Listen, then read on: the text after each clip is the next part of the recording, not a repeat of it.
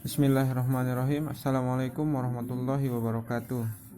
Pada pertemuan kali ini kita akan membahas bab yang kedua, yaitu tentang turunan fungsi. Ada aturannya untuk menentukan bagaimana turunan fungsi tersebut. Jadi aturannya adalah jika fungsinya dalam bentuk ax pangkat n, itu kalau kita turunkan atau turunannya itu akan menjadi f aksen x. Ini f aksen x ini dituliskan dalam simbol turunan. Jadi f aksen itu artinya turunan fungsi tersebut. Jadi sekali lagi, jika fungsinya awalnya dalam bentuk ax pangkat n, kemudian diturunkan, itu akan menjadi f aksen x sama dengan a dikali pangkatnya yang tadi kita turunkan ke sini. Jadi a dikali dengan n, x pangkat n-nya dikurangi dengan 1, pangkatnya kurangi 1. Gitu ya. Contoh. Misalkan kita punya fungsi f x sama dengan 3x pangkat 5. Kalau kita mencari turunannya, berarti f aksen x itu sama dengan 3 dikali 5-nya turun dikali 5 x nya tetap ya, pangkat 5 dikurangi 1, maka akan menjadi 3 dikali 5 15 x pangkat 4. Contoh yang lain, misalnya fungsi fx sama dengan 2x pangkat 3. Turunannya akan menjadi f aksen x-nya akan menjadi 2 dikali 3 x pangkatnya dikurangi 1. Selalu dikurangi pangkatnya dengan 1. Jadi sama dengan 6 x pangkat 2. Paham ya? Sekarang kita lanjut ke sifat-sifatnya.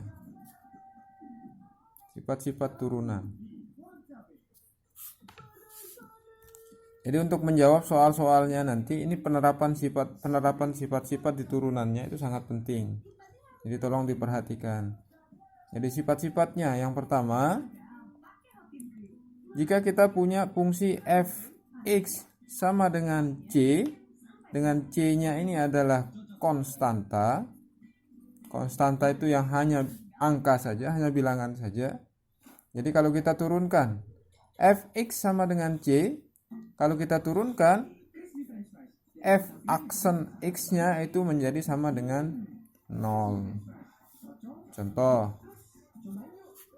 jika kita punya fungsi fx sama dengan 2 atau turunan dari 2, maka f aksen x-nya sama dengan 0. Turunan dari, misalnya kita punya lagi sama dengan 5, turunan dari 5, maka kita punya fx sama dengan 0. Jadi sekali lagi, selalu yang dalam bentuk konstanta, yang fungsi dalam bentuk konstanta, kalau diturunkan itu akan menjadi 0. Paham ya? Kita lanjutkan. Sifat yang kedua, yang dalam bentuk penjumlahan atau pengurangan. Misalnya, kita punya fungsi fx sama dengan, anggap saja persamaan linearnya itu kita buat dalam bentuk u sama v. Dalam bentuk penjumlahan atau pengurangan, itu kalau misalnya kita turunkan akan sama bentuknya. Jadi misalnya f aksen x-nya itu akan menjadi u aksen plus minus, bisa jadi tandanya plus atau bisa jadi tandanya minus. U aksen plus minus v aksen. Jadi kedua-duanya akan diturunkan masing-masing. Sekali lagi, kalau fungsinya dalam bentuk U bisa jadi tandanya plus atau minus, V itu turunannya akan menjadi masing-masing diturunkan. U-nya diturunkan, ditambah atau dikurangi, V-nya diturunkan. Contoh, misalnya kita punya fungsi fx sama dengan 2x pangkat 3 ditambah 3x pangkat 2. Jadi kalau kita turunkan, ini kan ada dua unsurnya, yaitu U sama V. Jadi masing-masing diturunkan. Diturunkannya satu persatu, U-nya diturunkan, V-nya diturunkan. Jadi penurunannya sama dengan yang tadi. Pakai sifatnya yang di atas lagi, yang di sini. Turunkan. Ya. Jadi masing-masing 2x pangkat 3-nya kita turunkan. Kalau tandanya tambah ya sudah tambah. Kalau tandanya minus dikasih minus gitu.